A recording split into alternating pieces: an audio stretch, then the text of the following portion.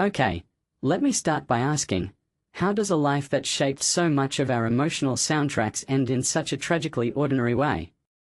Glen Hansard, yes, that Glen Hansard, dead at 56 in a motorbike crash? It feels like a scene from one of his own songs, doesn't it?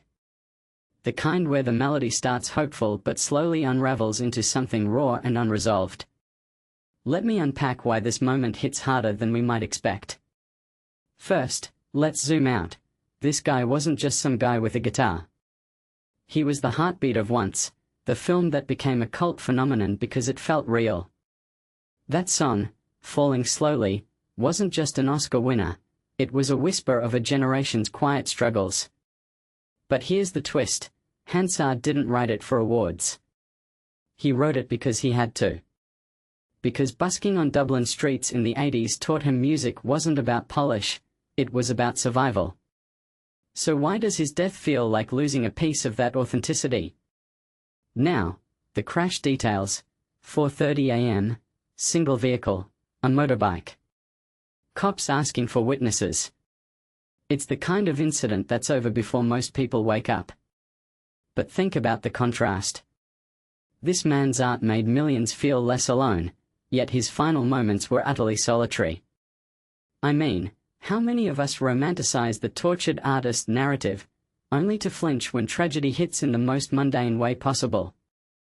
His death isn't cinematic, it's just sad. And maybe that's the point. Here's what fascinates me: Hansard's legacy isn't in the Grammys or the Oscars. It's in the dad who hears Falling Slowly at a coffee shop and feels a flicker of hope after a divorce.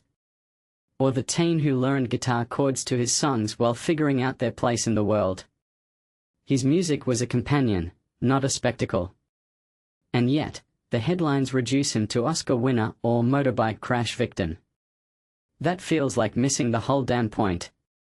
Isn't that always the risk when we package artists into soundbite legacies? But wait, let's go deeper. There's a pattern here. Artists like Hansard, who reject the spotlight yet draw it in anyway, often meet messy ends. Think of someone like Jason Molina, or even Elliott Smith. They're too big for the margins but too raw for the mainstream. Hansard spent decades navigating that tension, fronting the Frames, then Swell season, then solo work that got more introspective with age. His last album? Didn't he ramble? The title alone feels like a wink now, doesn't it? Like he knew how this might end. So here's my take: this isn't just about a tragic accident. It's about how we measure the weight of a life. Hansard didn't just write a hit song, he built a bridge between street corners and movie screens, between broken hearts and healing. And maybe the real story isn't his death, but whether his music will finally get the respect it deserves. Or will it fade into the same background noise that made him busk in the first place? Let me ask you, when's the last time you actually listened to Falling Slowly without humming along on autopilot? Maybe that's where we start.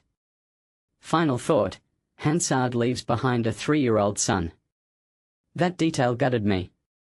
All the interviews will focus on the career, the music, the legacy, but who teaches that kid about the dad who wrote songs about resilience?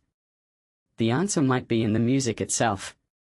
Because if there's one thing Hansard's work always said, it's that broken things can still make beautiful noise.